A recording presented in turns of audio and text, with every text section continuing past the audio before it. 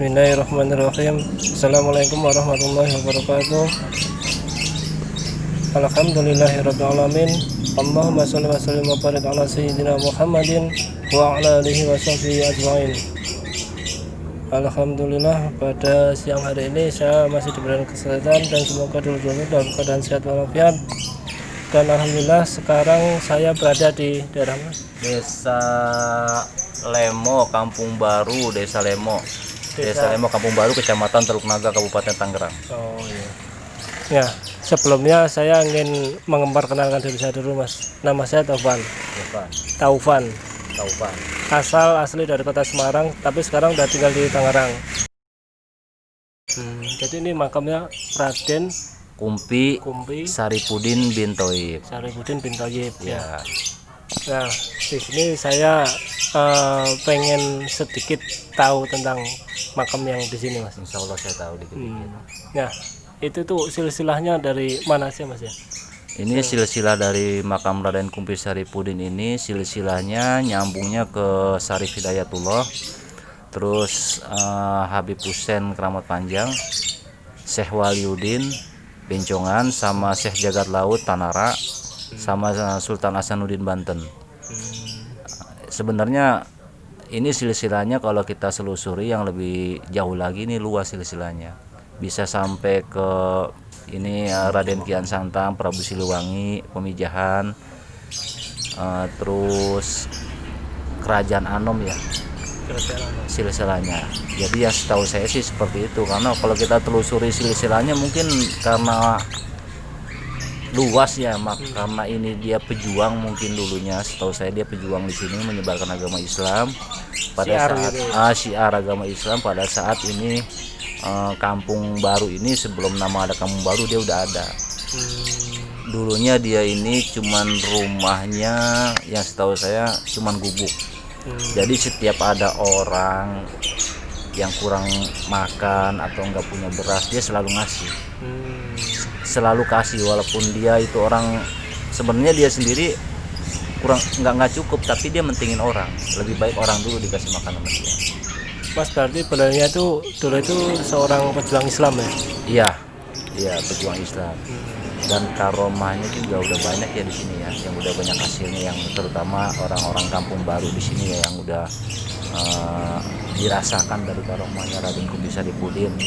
Banyak. Salah satunya misalnya ada yang sakit stroke, dia kesini, jarah ke sini ke makam Raden Kumpi Saripudin. Hakikatnya ini kan hanya pelantara, tapi hakikatnya Allah yang menentukan. Ya pastilah lah. Dia di sini cuman dikasih air dan dia berdoa di makam ini. Kesembuhannya itu ya berangsur-angsur pulih. Terus ada yang matanya juga yang nggak ngeliat, tiba-tiba dia datang ke sini. Terus dapat berapa bulan dia datang ke sini dan dia bilang alhamdulillah. Saya udah datang ke sini, doa saya terkabul. Jadi ya sebenarnya masih banyak karomah-karomahnya dari makam ini. Masih banyak karomahnya. Cuman kan banyak juga yang minta istilahnya cepat dapat kerja atau dapat jodoh. Alhamdulillah kesampaian. Melalui wasilah makam ini. Alhamdulillah itu kesampaian terbukti gitu. Karena dia niatnya ya lillahi ta'ala. Tapi kalau dulunya banyak yang berziarah di sini, Mas. Waktu saya di sini udah hampir 15 tahun. Kan saya emang namanya bukan asli sini, tapi kan saya udah 15 tahun di sini dan saya mantu dari yang pemegang makam ini, kuncennya. Waktu kuncennya Ibu Haji Puha itu alhamdulillah banyak yang pada datang, apalagi terutama tiap malam Jumat itu pasti ada pengajian. Ada pengajian tiap malam Jumat, enggak itu dari majelis mana, dari mana dia pada datang ke sini. Dan ini nyampe ke Bekasi, ada yang jauh-jauh nyampe Bekasi, Bogor, Cirebon, sampai luar kota berarti ya. Luar kota Cirebon nyampe. Ya karena dia sini mungkin mencari ininya ya, mencari ridhonya ya. Karomahnya ya, datang ke sini itu. Ya, itu tadi kan beberapa cerita apa itu karomah dari makom di sini ya. Iya. Tapi pernah nggak Mas ada kayak cerita-cerita atau kejadian-kejadian yang aneh atau apa gitu, pernah nggak Mas ngalamin gitu? Oh, pernah. Salah satu. Jadi salah satunya waktu saya, alhamdulillah saya dulu rajin wiridis itu ya. Penampakan di sini ada sosok tinggi gede di belakang makam itu, pas ada pohon serut gede banget, tapi sekarang pohon serutnya udah rubuh. Kedua, di sini ada, insya Allah saya nggak salah, di sini ada macan 3, yang loreng 2. Nah, yang putih ini ada posisinya di samping makam. Nah, sampean sendiri tuh pernah apa itu ngalami secara akhirnya ngelihat itu sepintas ini wujud penampakannya itu benar? Wujudnya enggak, tapi pada saat saya jikir dia selalu nyender di badan saya. Saya kerasa disenderin sama macan, itu kerasa. Tapi agak berat itu Pak. Agak berat. Sama di sini ada sosok ular. Nah, sosok ular itu yaitu cuman hanya istilahnya ngegoda kita. Ya, godaan kita. Sebenarnya ular itu jin yang suka menyesatkan. Jadi setiap orang mau jarah ke makam sini, tergantung niatnya lillahi ta'ala. Karena di sini juga ada plus minusnya, ada yang negatifnya, ada yang positifnya.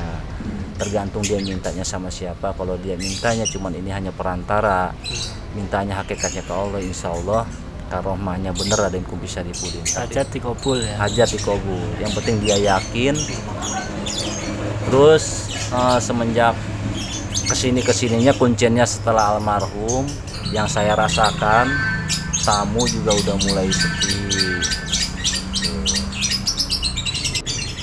Terus tapi 1 bulan itu tamu paling 1, 2, 3 pun ada. Yang ziarah sini ya. Yang ziarah ada. Tapi kalau buat apa itu para peziarah, ada nggak cerita ke Masnya itu ada kejadian aneh atau apa itu, ada nggak? Ada. Jadi ini ada orang, dia sebenarnya pengen, karena ada masalah di luar ya. Mungkin dia datang ke sini, dia tinggal di makam sini, dia seminggu nginep di sini. Jadi dia itu mungkin kasusnya kasus apa saya nggak tahu. Cuman dia ini dihujanin. Di dalam makam ini hujan, dia basah kuyup. Tapi sedangkan di luar itu nggak ada apa-apa, terang. Tapi dia basah semua. Itu kejadiannya. Itu yang peziarah itu. Ziarah itu yang dia tinggal seminggu, akhirnya dia sendiri tidak kuat. Terus kejadian nyata itu mama saya langsung, orang kampung Melayu, saya nggak sebutin namanya. Waktu satu Muharram malam 1 Syuro, saya ngajakin zikir. Pas jam 12 malam yuk kata saya zikir ke dalam. Setelah zikir ke dalam, lampu saya matiin, baru zikir 10 menit, tiba-tiba orang itu kerasukan macan. Kerasukan macan. Akhirnya saya loncat, saya pegang. Nah, macan ini minta telur, tapi saya nggak turutin, karena itu kan bangsa jin. Buat apa saya turutin? Setelah itu orang itu sadar, lalu dia keluar, dia muntah-muntah. Saya ajak zikir lagi, orang itu nggak mau, nggak kuat katanya. Saya nggak kuat bang, saya nyerah. Ya udah, nggak usah, kalau emang nggak kuat nggak usah diterusin, ya udah kita tutup aja.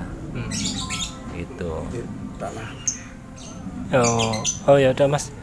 Berarti itu tadi beberapa cerita dari kejadian dan silsilah dari makom di sini ya. Ada lagi sih kejadian lebih parah lagi yang lebih ekstrim. Apa itu? Yang lebih bahaya ini.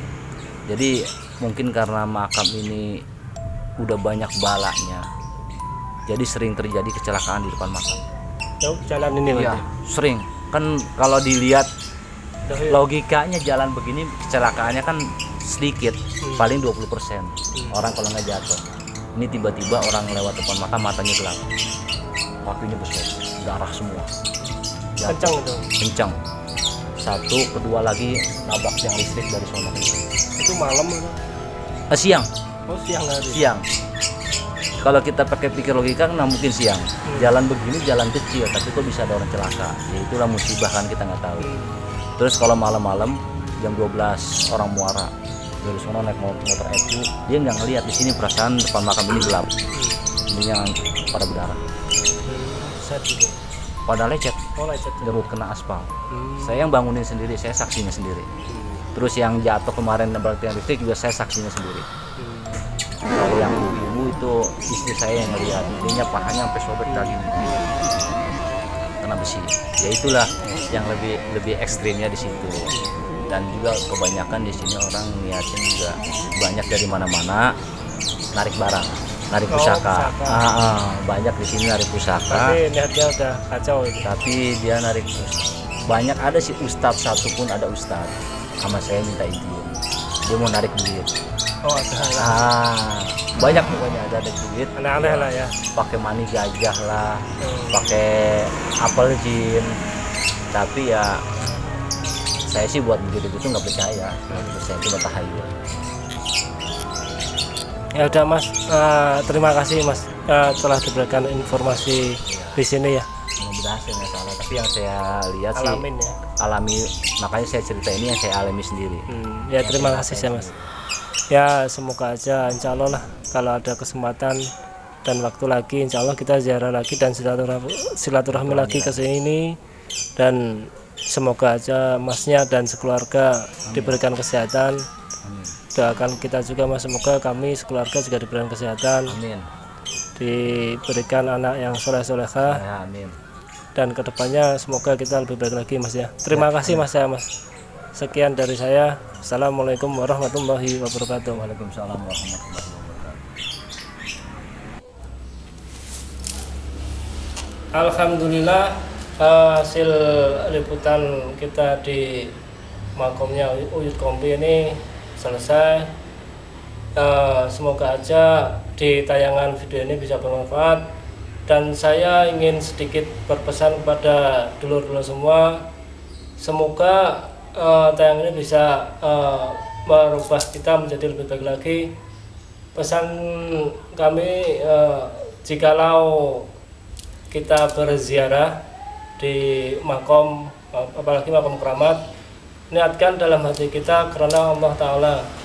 Jangan kita minta sesuatu di luar niat karena Allah Ta'ala. Janganlah kita minta pengen kaya atau pengen banyak uang atau pengen apa, ataupun pengen narik pusaka, itu janganlah. Takutnya kita namanya setan itu menyesatkan, kita bisa kena bisikan-bisikan setan yang mempelesetkan niat kita bukan karena Allah Ta'ala, jadi diniatkan karena kehidupan duniawi. Ya semoga aja dulu semua pahamlah makna ziarah itu seperti apa sih. Kita tawasulan, berdoa kepada Allah, mendoakan ahli kubur, dan tidak minta sesuatu yang di luar dari niat karena Allah Ta'ala. Ya sekian yang dapat kami berikan. Insya Allah tayangan ini bisa bermanfaat. Jangan lupa ikutin terus Tauhar Channel, dan jangan lupa pula subscribe, like, komen, dan share Tauhar Channel. Terima kasih dari kami. Apabila ada kata-kata dan ucapan kami yang kurang berkenan, kami mohon maaf yang sebesar-besarnya. Sekian dari kami. Wallahu muwaffiq ila aqwamit thoriq. Wassalamualaikum warahmatullahi wabarakatuh.